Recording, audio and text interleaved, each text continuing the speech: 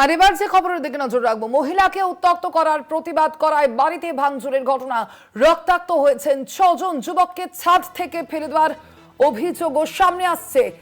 সেই মুহূর্তের যে সিসিটিভি ফুটেজ ইতিমধ্যেই দেখা যাচ্ছে, সেই মুহূর্তের ভিডিও ইতিমধ্যেই ভাইরাল হয়েছে।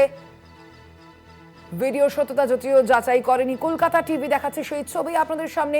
কথা বলবো নিয়ে, কল্যাণ চন্দ্র রয়েছেন প্রতিনিধি ফোন লাইনে।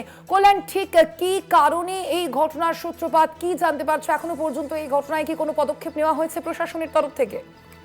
দেখো, প্রথমে তোমাকে স্বর্ণালী বলে রাখি যে শামসেরগঞ্জের ঘনশ্যামপুর এলাকায় এই ঘটনা, এবং এই ঘটনায় 5 জনকে আটক করা হয়েছে।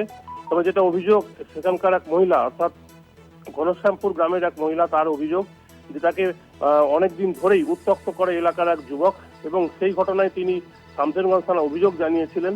এবং এই ঘটনার পরেও গন্ডগোল একবার হয়েছিল, এবং সেই গন্ডগোল তাদের মধ্যে হাতাহাতিতেও পরিণত হয়, যার ফলে অভিযোগ করেছিলেন শামসেরগঞ্জ থানায়, এবং সেই অভিযোগের ভিত্তিতে মামলায় সমন আসে অভিযুক্তের বাড়িতে। এরপরই গতকাল রাতে ওই অভিযুক্ত সহ আরো 10-15 জন প্রায় যুবক তাদের বাড়িতে হামলা চালায়, এবং তাদেরকে কুপিয়ে দেওয়া হয়, আর তার ভাইকে ছাদ থেকে ফেলে দেওয়া হয়। সেই ভিডিও ভাইরাল হয়ে গেছে, এবং ওই ঘটনায় মোট 6 জন আহত হয়েছেন। 6 জনের মধ্যে কয়েকজন মহিলা এবং কয়েকজন পুরুষ রয়েছে। পাশাপাশি ওই মহিলার বক্তব্য যে যারা আহত হয়েছেন তাদেরকে প্রত্যেককেই মারধর করা হয়েছে এবং কুপিয়ে দেওয়া হয়েছে। প্রথমে তাদের অনুপনগর হাসপাতাল এবং পরে রঘুনাথগঞ্জের জঙ্গিপুর মহকুমা হাসপাতালে ভর্তি করা হয়েছে।